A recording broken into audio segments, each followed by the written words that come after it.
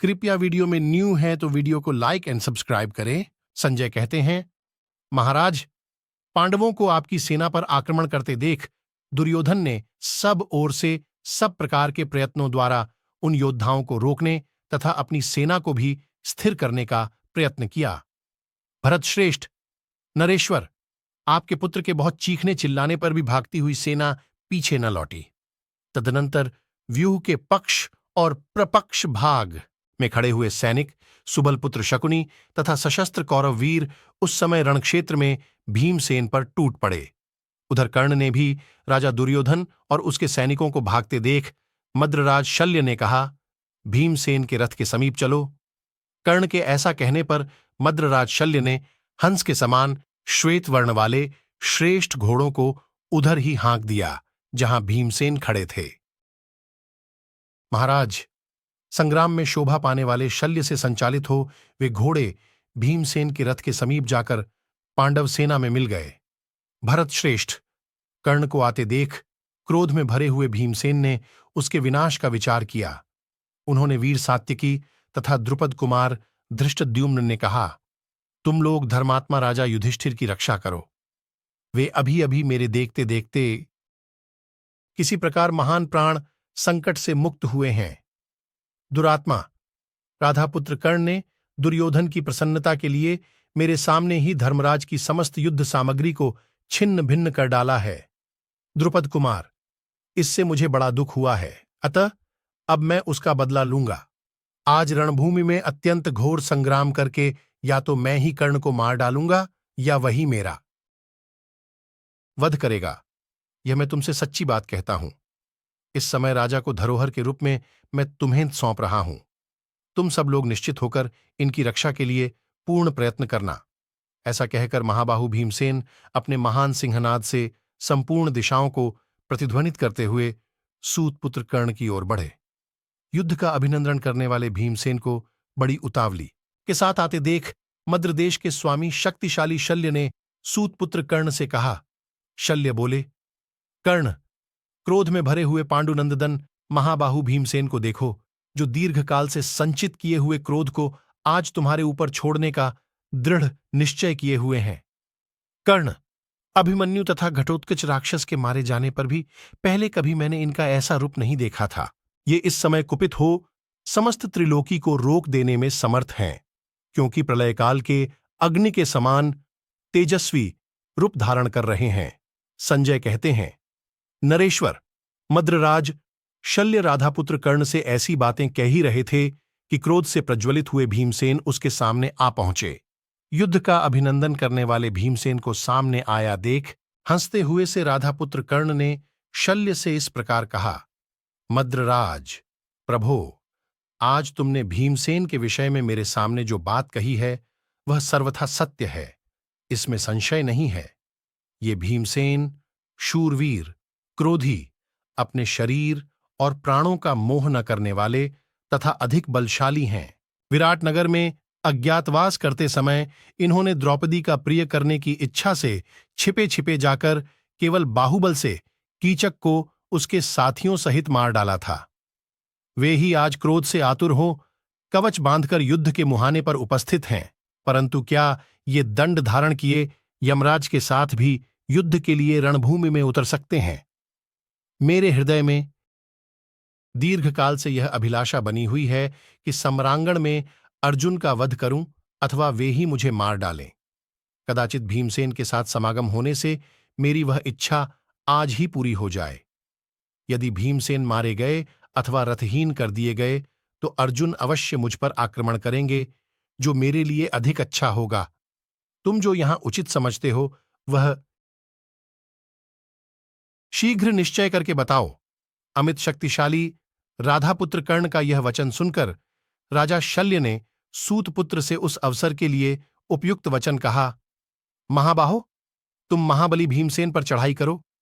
भीमसेन को परास्त कर देने पर निश्चय ही अर्जुन को अपने सामने पा जाओगे। कर्ण, तुम्हारे हृदय में चिरकाल से जो अभीष्ट मनोरथ संचित है वह निश्चय ही सफल होगा, यह मैं तुमसे सत्य कहता हूं। उनके ऐसा कहने पर कर्ण ने शल्य से फिर कहा, मद्रराज, मैं युद्ध में अर्जुन को मारूं या अर्जुन ही मुझे मार डालें। इस उद्देश्य से युद्ध में मन लगाकर जहां भीमसेन हैं उधर ही चलो, संजय कहते हैं। प्रजानाथ तदनंतर शल्य रथ के द्वारा तुरंत ही वहां जा पहुंचे जहां महाधनुर्धर भीमसेन आपकी सेना को खदेड़ रहे थे। राजेंद्र, कर्ण और भीमसेन का संघर्ष उपस्थित होने पर फिर तूर्य और भेरियों की गंभीर ध्वनि होने लगी। बलवान भीमसेन ने अत्यंत कुपित होकर चमचमाते हुए तीखे नाराचों आपकी दुर्जय सेना को संपूर्ण दिशाओं में खदेड़ दिया। प्रजानाथ महाराज, कर्ण और भीमसेन के उस युद्ध में बड़ी भयंकर, भीषण और मारकाट हुई। राजेंद्र, पांडुपुत्र भीमसेन ने 2 ही घड़ी में कर्ण पर आक्रमण कर दिया। उन्हें अपनी ओर आते देख अत्यंत क्रोध में भरे हुए धर्मात्मा वैकर्तन कर्ण ने एक नाराज द्वारा उनकी छाती में प्रहार किया। फिर अमेय आत्मबल से संपन्न उस वीर ने उन्हें अपने बाणों की वर्षा से ढक दिया। सूतपुत्र के द्वारा घायल होने पर उन्होंने भी उसे बाणों से आच्छादित कर दिया और झुकी हुई गांठ वाले 9 तीखे बाणों से कर्ण को बींध डाला। तब कर्ण ने कई बाण मारकर भीमसेन के धनुष के बीच से ही 2 टुकड़े कर दिए। धनुष कट जाने पर उनकी छाती में समस्त आवरणों का भेदन करने वाले अत्यंत तीखे नाराज से गहरी चोट पहुंचाई।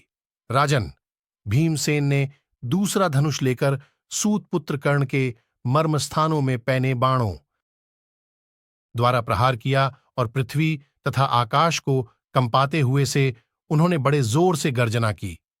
कर्ण ने भीमसेन को 25 नाराज मारे, मानो किसी शिकारी ने वन में दर्पयुक्त मदोन्मत्त गजराज पर उल्काओं द्वारा प्रहार किया हो। फिर कर्ण के बाणों से सारा शरीर घायल हो जाने के कारण पांडुपुत्र भीमसेन क्रोध से मूर्छित हो उठे। रोष और अमर्ष से उनकी आंखें लाल हो गईं।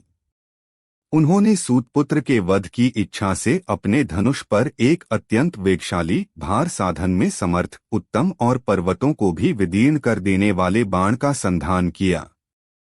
फिर हनुमान जी भी अधिक पराक्रम प्रकट करने वाले महाधनुर्धर भीमसेन ने धनुष को जोर जोर से कान तक खींचकर कर्ण को मार डालने की इच्छा से उस बाण को क्रोधपूर्वक छोड़ दिया। बलवान भीमसेन के हाथ से छूटकर वज्र और विद्युत के समान शब्द करने वाले उस बाण ने रणभूमि में कर्ण को चीर डाला, मानो वज्र के वेग ने पर्वत को विदीर्ण कर दिया हो। कुरुश्रेष्ठ, भीमसेन की गहरी चोट खाकर सेनापति सूतपुत्र कर्ण अचेत हो रथ की बैठक में धम्म से बैठ गया। उसका सारा शरीर रक्त से सिंच गया। शत्रुओं का दमन करने वाला वह वीर प्राणहीन सा हो गया था। इसी समय भीमसेन को कर्ण की जीभ काटने के लिए आते देख मद्रराज शल्य ने उन्हें सांत्वना देते हुए इस प्रकार कहा। शल्य बोले, महाबाहु भीमसेन, मैं तुमसे जो युक्ति युक्त वचन कह रहा हूं उसे सुनो और सुनकर उसका पालन करो। अर्जुन ने पराक्रमी कर्ण के वध की प्रतिज्ञा की है। तुम्हारा कल्याण हो। तुम सव्यसाची अर्जुन के उस प्रतिज्ञा को सफल करो। भीमसेन ने कहा, नृपश्रेष्ठर, मैं अर्जुन की दृढ़ प्रतिज्ञा को जानता हूं, परंतु इस पापी कर्ण ने मेरे समीप ही राजा युधिष्ठिर का तिरस्कार किया है। अत क्रोध के वशीभूत होकर मैंने और किसी बात की परवाह नहीं की है। यद्यपि राधापुत्र कर्ण गिर गया है तो भी मेरा क्रोध अभी शांत नहीं हुआ है। मैं तो इस समय इसकी जीभ खींच लेना ही उचित समझता हूं। मामा जी, इस नीच नृशंस ने जहां बहुत से राजा एकत्र हुए थे वहां हमारे सुनते हुए द्रौपदी के प्रति बहुत से असह्य कटुवचन सुनाए थे। राजन, आप दूर होने पर भी निश्चय ही यह समझ गए हैं कि मेरे द्वारा इसकी जीभ काटी जाने वाली है। वास्तव में इस समय मैंने इसकी जीभ काटने की ही इच्छा की थी। केवल राजा युधिष्ठिर का प्रिय करने के लिए मैंने आज तक प्रतीक्षा की है। महाराज, अपने जो युक्तियुक्त बात मुझसे कही है उसे कड़वी दवा के समान मैंने ग्रहण कर लिया है, क्योंकि यदि अर्जुन की प्रतिज्ञा भंग हो जाएगी तो वे कभी जीवित नहीं रह सकेंगे। उनके नष्ट होने पर श्रीकृष्ण सहित हम सब लोग भी नष्ट ही हो जाएंगे। आज किरीटधारी अर्जुन की दृष्टि पड़ते ही पापाचारियों में श्रेष्ठ पापात्मा क्रूर कर्ण पराभव को प्राप्त हो जाएगा। यह नृशंस कर्ण महाराज युधिष्ठिर के क्रोध से पहले ही दग्ध हो चुका था। आज आपने उचित उपाय द्वारा मेरे निकट से इसकी रक्षा कर ली है। तदंतर मद्रराज शल्य संग्राम में शोभा पाने वाले सूतपुत्र कर्ण को अचेत हुआ देख रथ के द्वारा युद्धस्थल से दूर हटा ले गए। कर्ण के पराजित हो जाने पर भीमसेन दुर्योधन की विशाल सेना को पुनः खदेड़ने लगे, ठीक वैसे ही जैसे पूर्वकाल में इंद्र ने दानवों को मार भगाया था।